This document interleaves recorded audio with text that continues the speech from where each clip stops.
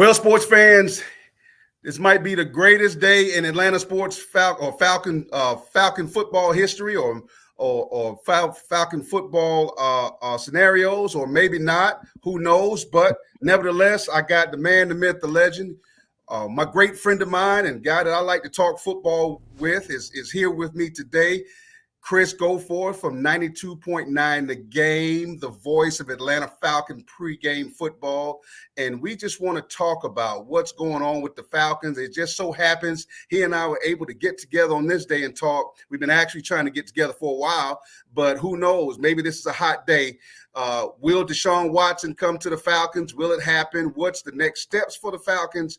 What are they going to do moving forward? And, of course, with this going on today with Mr. Watson, Deshaun Watson talking to Falcons brass. Who better to talk today with other than my friend, the G? I call him the G-Man, Chris Goforth, and he's here with me. So if you enjoy the show, please make sure that you like, comment, but more importantly, click subscribe and then share, and let's have some fun and talking football. So my man, Chris Goforth, What's up, Coach?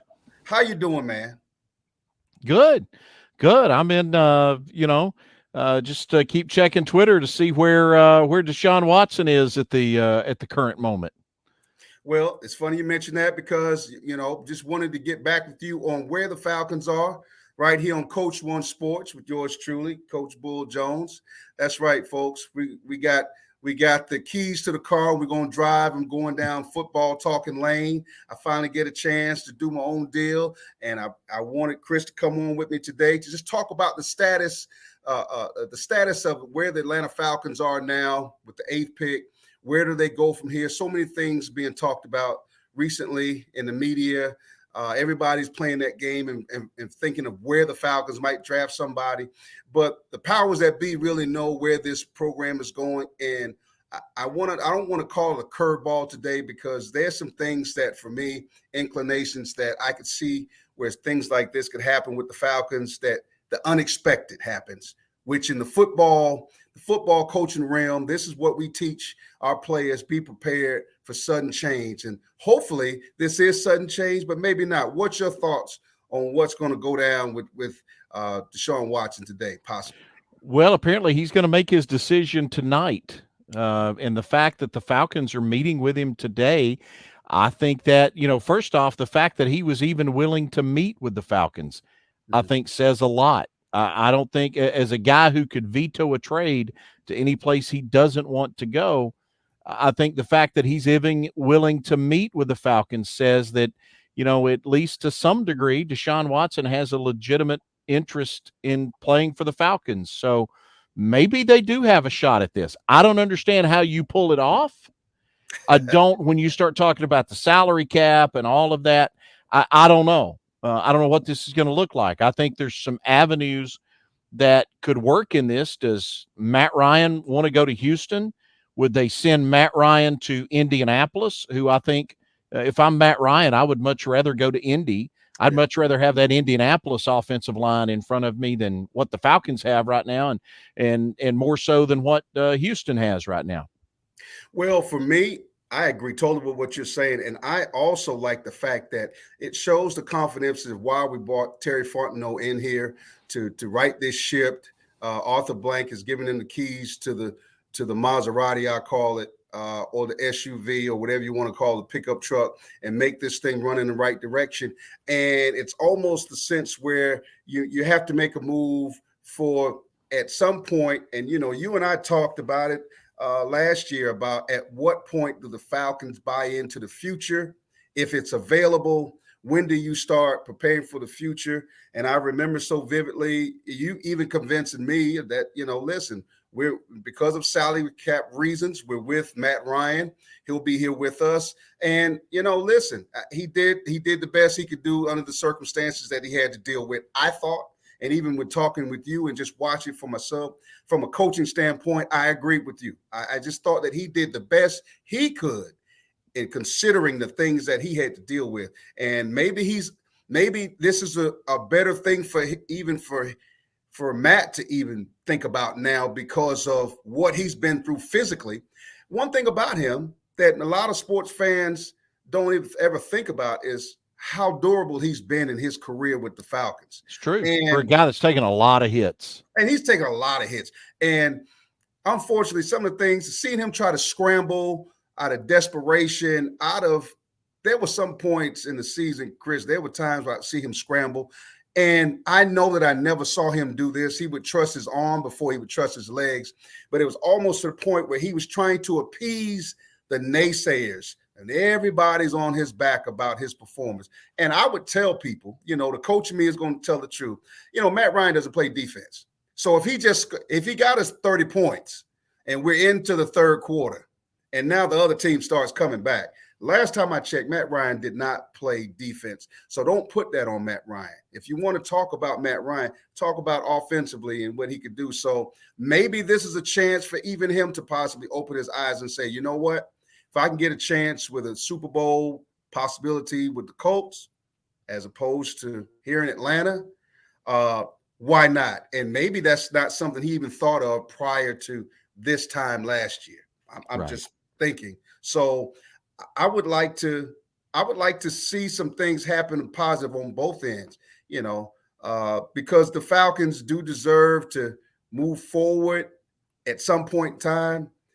I really wanted to talk about some of the possibilities of who they could go with the number 8 pick after watching those defensive linemen from Georgia put on that display of tenacity, excellence, athleticism. I was ready to get with you and talk about that.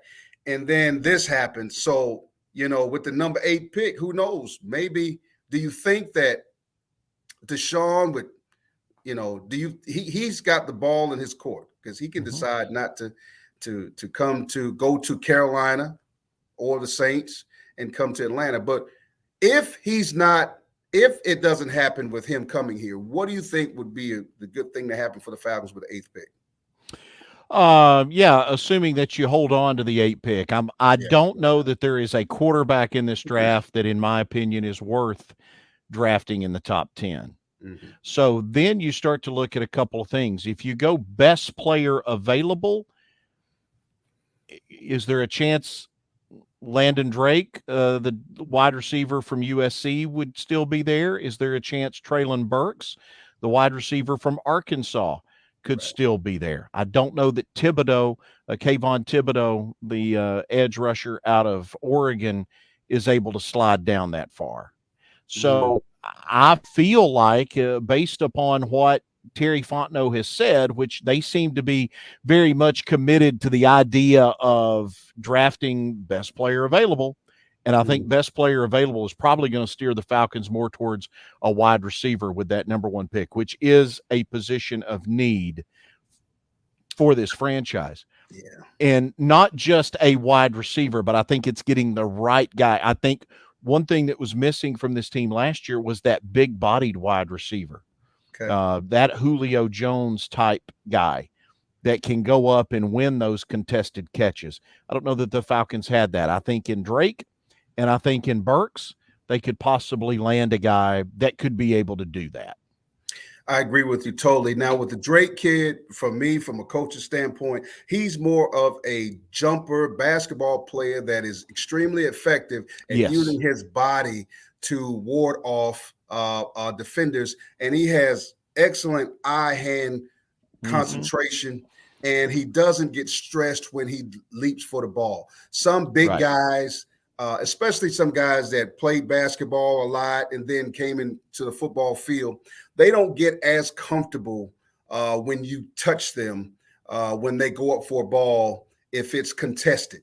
He has shown emphatically that he can deal with the stressors of the physicality of somebody touching him, and that's where he dominates. My only problem with him, and it's just a me problem because I'm not doing the drafting, but as far as your need, if you want a leaper, that's your leaper. But if you're talking about somebody that can stretch the field, he doesn't stretch the field. Now, he out-jumps the field. But if you're talking about somebody that stretches the field, to me, Burks is unbelievable, faster, but he stretches the field. So I don't think the Falcons could go wrong with either one of them. But for me, I tell you, Chris, I you know me, I'm a defensive guy, and after watching Trayvon Walker put on that show at the combine, I mean, got a chance. You and I both got a chance to watch these guys. America hadn't watched as much of those dogs as you and I have, so they got a chance to see a little bit of it. But when you look at their competition, I just think that he got himself into the top 10, you know. And Yeah. tell me what your thoughts on him as well as Devontae Wyatt, because I think let's start with Trayvon Walker. I think, and let's start with a negative here. I think the one thing that maybe you question about him is the fact that he really just had the 1 year of the standout production. And I think that's going to be the thing that people are going to want to see. Is that really who he is? Now, here's what we know about the National Football League. A lot of that is based off of measurables. And I believe that he has all the measurables that NFL teams look for. Right. And certainly he impressed at the combine. I thought he would be somewhere between number 10 and number 15 going into the combine, but he's another guy in a position of need that I think will be there for the Falcons at number 8 that I wouldn't necessarily be opposed to seeing them go get, because again, you're talking about some freakish athleticism that guy is able to show. I agree with you. I'm scared of Thibodeau for the simple fact that, you know, there's some parts of that position, especially on the defensive side of the ball, where the personality of the player and the psyche of a player fits his athleticism. And for Thibodeau's athleticism, which I think is off the chart, I question his mental tenacity of all in football. He can definitely convince me that this is my fear with him. He could play this game. He could possibly be all pro. He could win a Super Bowl or play in a Super Bowl. And in 5 years, he'd say, okay, I'm done playing. Now I'm going to go on to something eccentric and be successful. I think that's how he thinks. And I don't have a problem with that. But as a defensive coordinator or as a head coach, I'm needing those guys that are dogs that they base their energy off of being the best player that he can be.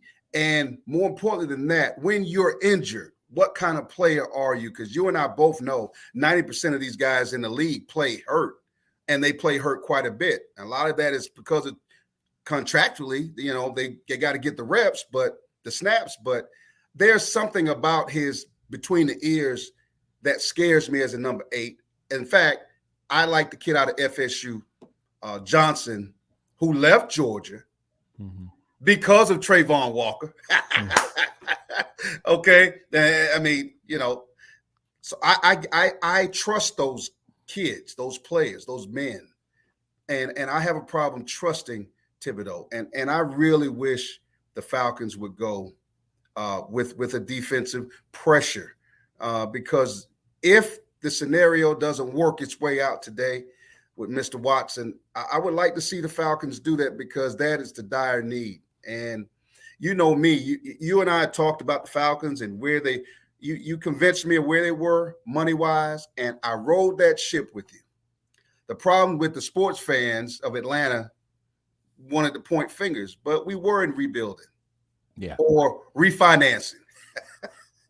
Is that a better word? I mean, but if it's not a D lineman, who do you think, what other position need do you think that we should really address, just from your observations and being around the Falcons and what's going on with the program? Well, I think, you know, again, I think we've touched on 2 of them, wide receiver and edge rusher. I think those are 2 big ones. If we go back to offense, I still think running back has got to be addressed. And I think you probably need another body or 2 on that offensive line. You move over defensively now, you just lost Foye Oluokun. So is there an opportunity for an inside backer to come in and take part in this? And I still think you've got to have at least 1, maybe 2 guys in that secondary. Certainly you'd like to have another corner to put opposite A.J. Terrell. And then Where are we with Richie Grant as a starting safety in this league? Mhm. And do you need to take another safety if Richie Grant is a nickel and he's nothing more Right. than a nickel? Do you need to go get another safety somewhere? I think those are the big question marks for this team. Now, Right. that is a question mark literally at every level Gotcha. on both sides of the ball, Mhm. really, from the line of scrimmage, out wide, in the backfield, the D line, the linebackers, the secondary. If I were to prioritize it, I actually agree with you, Coach. I think number one need is an edge rusher. You know, Mm. there are two things you have to have in this league if you want to win. One is a quarterback, and the second thing is a guy that can go get the quarterback. Right. And so if you're not going to have Deshaun Watson, if you're going to have Matt Ryan, and I don't hate Matt Ryan, I don't have anything against Matt Ryan. I think Matt Ryan is a fine quarterback who's had a really nice career. Right. And I think he can still be a serviceable quarterback. Mm-hmm. But the Falcons need somebody that can go get the other quarterback. Bingo. So if you're going to have, I think if you get a guy like Deshaun Watson, what he does is I think maybe he takes a little bit of pressure off that offensive line Right. where you don't feel the need that, maybe you're willing to roll another year with Dahlman and Hennessy and Mayfield and those guys. With Matt Ryan back there, I think you still have to continue to search to figure out the offensive line a little bit because he's not mobile. Right. He's not mobile. And I don't care what anybody says. You go look at the numbers when the Falcons have been able to protect Matt Ryan and keep him upright, Right. which they have not done the last 3 years. But when they have been able to keep him upright in the pocket, the guy's delivered and he's put up really good numbers, great numbers. Right. When he's been able to stay upright. So, again, Deshaun Watson, if you're able to land him, maybe it takes a little bit of pressure off that offensive line. Right. But defensively, you still got to go get somebody that can get after the quarterback. I go back to what Terry Fontenot has said. They're going to draft best available. Well, what does that look like?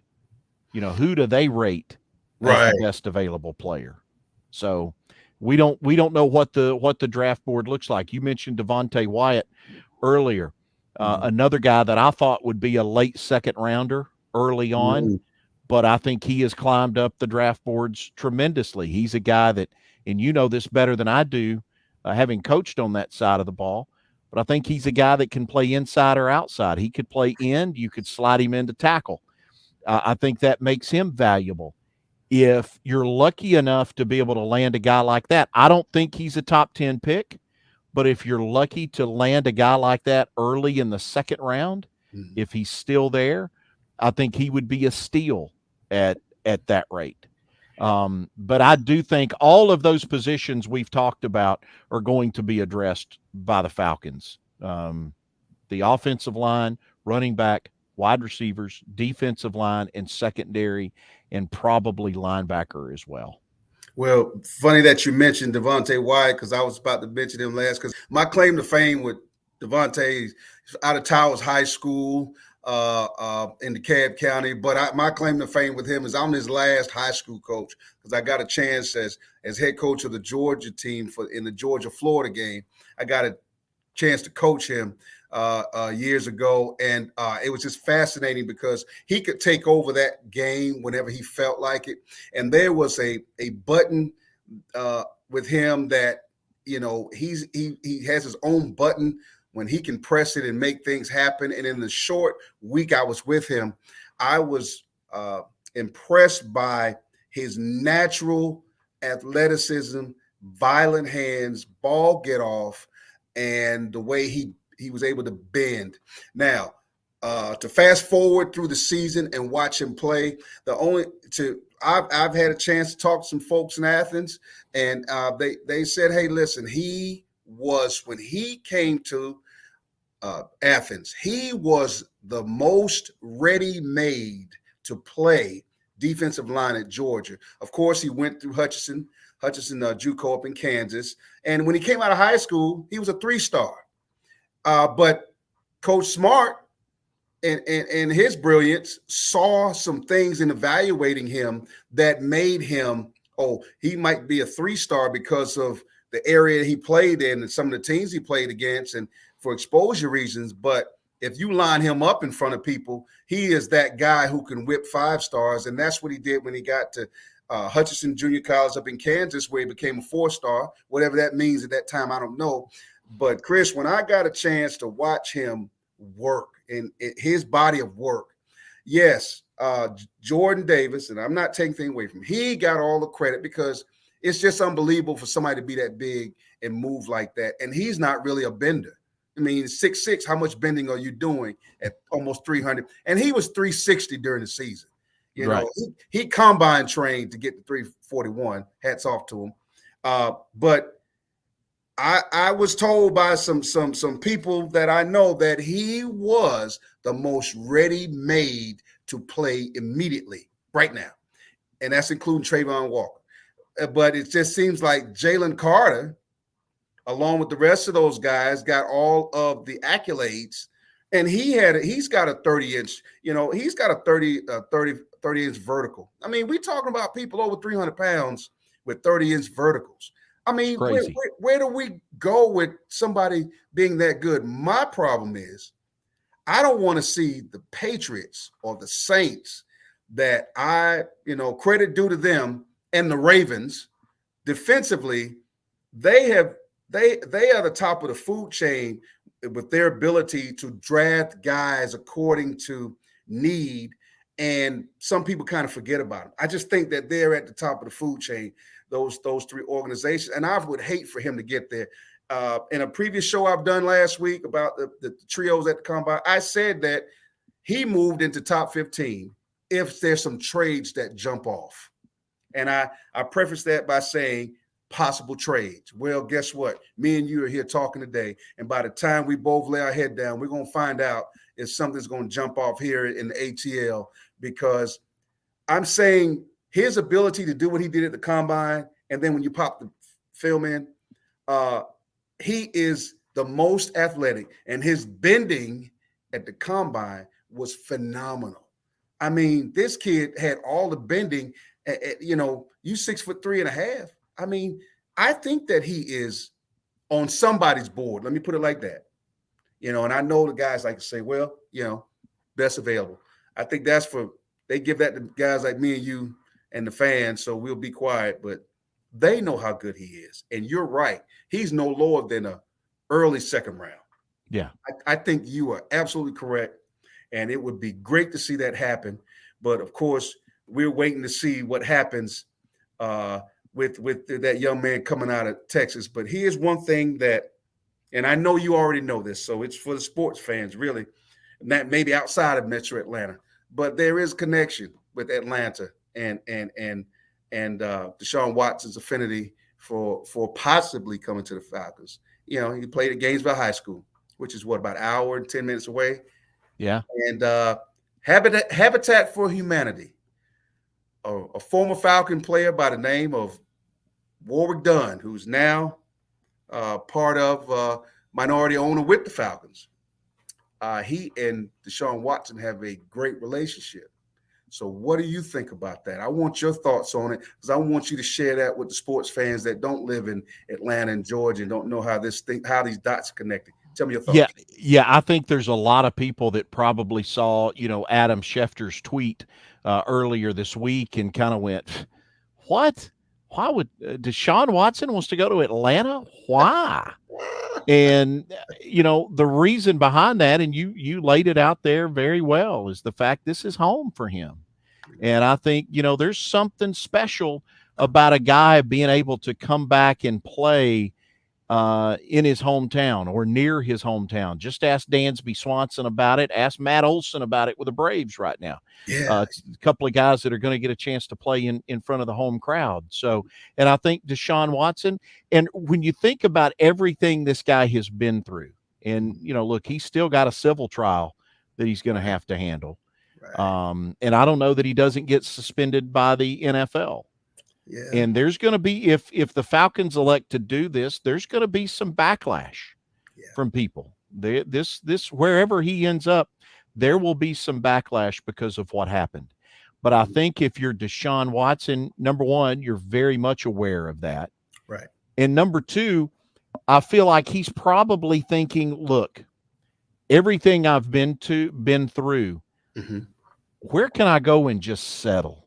Where Mm. can I settle myself, settle my career, and play football? I got to get grounded again, and I need to go back someplace where I'm loved and beloved.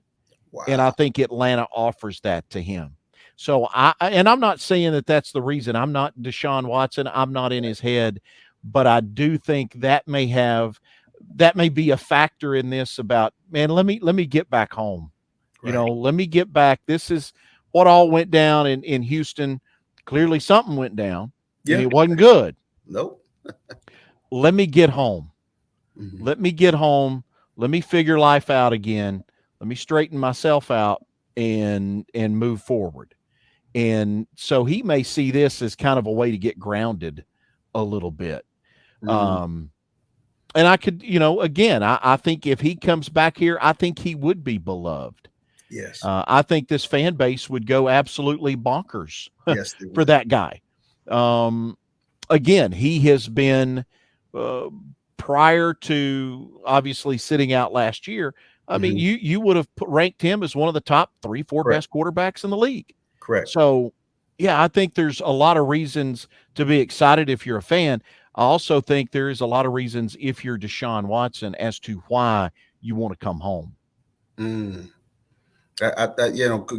Get back home close to mama and family and friends, and I know personally he's been in Metro Atlanta area working out for a very long time at a location here in Metro Atlanta. I definitely wouldn't tell it because I love the people that circles I run in. That being a coach helps you learn so much and hear so much, but I know that he's been in this area working out, and this was before, and in fact, the last time I saw him was right before the week of all this stuff coming down, and he had a host of other guys working out with him, and the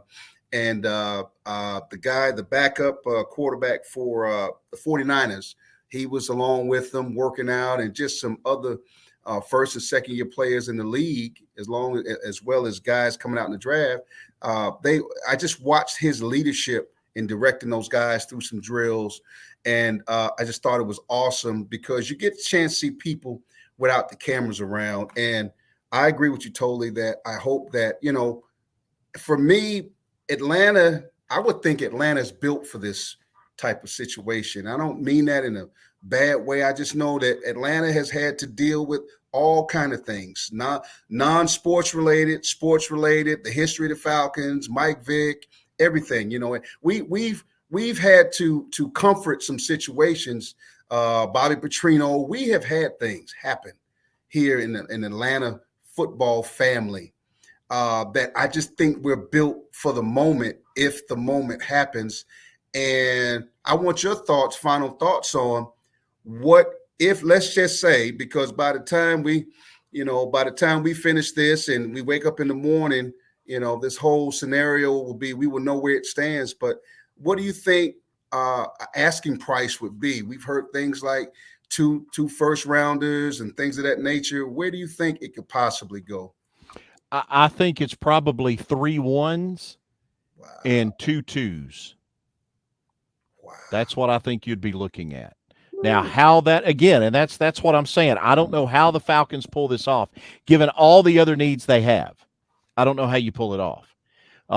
Could you, as we mentioned before, could you do some sort of a 3-way type trade where maybe Matt Ryan goes to a team, Indianapolis, and Indianapolis sends some picks to Houston, and the Falcons send some picks to Houston? And could there be some other players involved in this? Maybe Terry Fontenot says, hey, I can't give up my next 2 first-round picks. But what I can do is, how about Grady Jarrett? I mean, I don't think that's off the board right now either, that the Falcons might have to look at trying to package somebody else as a part of this deal in order to be able to make it happen. But that's the reason why he's the GM of the Falcons. It's the reason why his paycheck has at least one, maybe two extra digits on the end of it than mine does, Bull. So, he's got to, again, that's the only way, honestly, that I see this working to where it makes sense for the Falcons is if, number one, you've either got a third team that's willing to be a trade partner or you're willing to part with some additional players. Now, who would anybody want? And I say that literally, like, who off that roster would you want? Right. And Grady's the one guy I think that jumps out and you go, there you go. This is a guy we'll take. Boy, So you broke my heart with that when I knew it was coming. I knew you were going to hit me on the defensive side, and it just made my eyes water because, with the exception of Aaron Donald and what he does at his height and weight, right. It's just what Grady does. It's unbelievable, but you just hurt me. So I'm going to leave you with this one scenario before we leave. Okay. So be the fact that Deshaun Watson controls the trade power. What if those scenarios pop up where Houston says, we want, let's say, 3 first rounders in the same scenario you mentioned, 3 first rounders and 2 second rounders. And then Carolina matches that. And then the Falcons, Deshaun turns around and says, I'm not going to Carolina. Then does that help us? Does it put us in the sure. And I'm sure that's going to happen. I mean, look, if you're the Houston Texans, you hold all the cards in this. I know Deshaun has some control over it, but at the end of the day, you kind of hold the card. You hold the cards out for this. Gotcha. And you look, if I'm Houston, man, I'm going to let me get everything I can. Who can I fleece for this guy? Who can I go and take advantage of? Gotcha. For this guy. And so if it came down to that and Deshaun said, look, I'd really rather go to Atlanta than to go to these guys, then I think Carolina would probably accept that.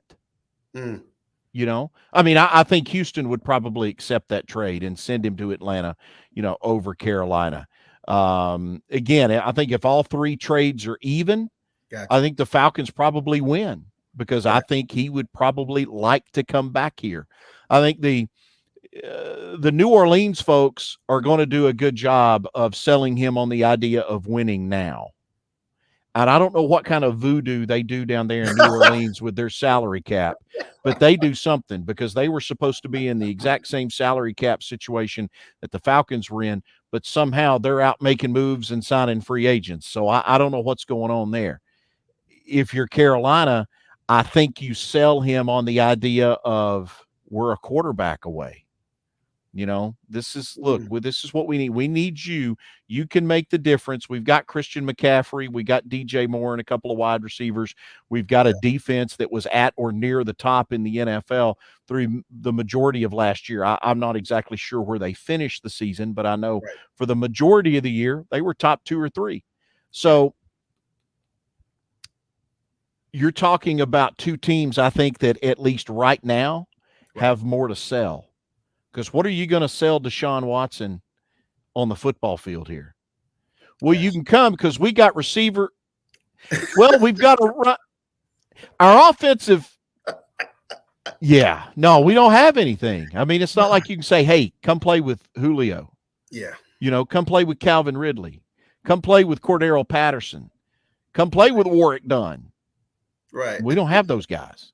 Right. So that, again, I think what the Falcons have to do from a sales pitch standpoint, you've got to sell him on the stuff off the field because you can't sell him. You got to sell him on come here. You're going to be loved. You're going to be your family. We're going to build this team around you. Right. And this fan base, you're going to be the face. And it's an opportunity for you to rebuild your name and rebuild your image in the National Football League. Because I think that's that's all they got if you're the Falcons. Because, again, Carolina and New Orleans are going to sell you on, hey, come here, because you're what we need, and we can win right away with you. Where the Falcons are probably going to say, look, come on, we're going to build this thing. And yes, it's going to take us 2 or 3 years, but we'll get there. And, what does he want to do? How comforting is home for Yeah. Deshaun Watson? Because to me, that's what this is all about. It's whether or not he Well, wants to come home. I think I pray that you're right. I pray that we in the midst of talking to this, you have just prophesized what it is, and he needs that feel good moment in his life. He needs that feel good environment, and we can surely give that to him here in the ATL. And I hope something like that can happen for him. Besides, if he goes to Carolina, he goes to the Saints. He's not at home. So if home is if home is where his heart is, I know how far Clemson is from where the Panthers play, but if home is where the heart is, he'll come on back to Georgia, and let's just see. Let's cross our fingers, and now you've already prepped me that we might have to lose a stud, and I don't know how I'm feeling about that right now. Probably won't sleep tonight. Now that you mentioned that, I'm not gonna sleep because I love my defensive babies and those guys, but whatever it takes to bring a special talent to the ATL, because here in Atlanta we've had that before, and things have gone pretty well, and we've had some tough times, but we also had some fun times. So maybe we can get back to that and get away from this lackluster and the doldrums of what we've been through, and maybe we can start moving up in our own little way, and hopefully Terry Fontenot can work his magic. And man, I'm praying what you just said comes to life. And man, if it doesn't, me and you will be back together talking about what happened and what's the next move. And so that's where we will be going, Chris. So man, I appreciate you, G-Man, for coming on with me. Anytime. We finally able to hook it up, and right here on my own podcast, Coach One Sports, right here, and this is where it is. And like I said, folks, if you enjoyed it, please make sure you subscribe. Help me get to that spot I need to be. But just understand, I'm going to have great people like my friend on, and special guests, and we're going to talk some football. And it's all, at the end of the day, it's about the love of that game called football and all the positive things about it. So for folks that like to hear all the heckling and the naysayers and the negativity, they can go listen to the other stuff. We're going to talk about positive things for whatever team we talk about. And thank you, man, for coming on. I appreciate you. Appreciate it, Coach. I'll talk to you again soon. Gotcha, man. And we look forward to getting back to you soon.